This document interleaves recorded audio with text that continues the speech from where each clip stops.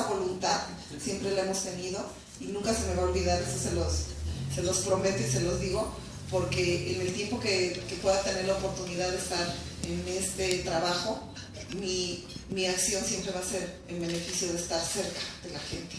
Criticamos, porque eso sí es bien fácil criticar a muchos compañeros que nos han antecedido y que no se han tomado la molestia de regresar a la ciudadanía, de abrir las oficinas y de varias cosas, y por supuesto que nosotros no podíamos repetir la misma historia. Y entonces, pues, esta casa fue la primera de todo el país, de los diputados federales, que se abrió. Tuve el gusto de que me acompañaran, muchos me acompañaron aquí en la inauguración de ustedes,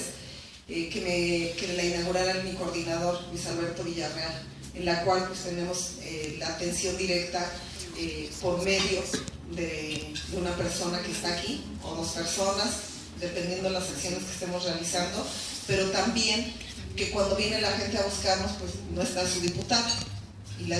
necesitamos dar seguimiento y ver cómo le atendieron, y esa fue la finalidad de que la oficina tuviera cámaras de video,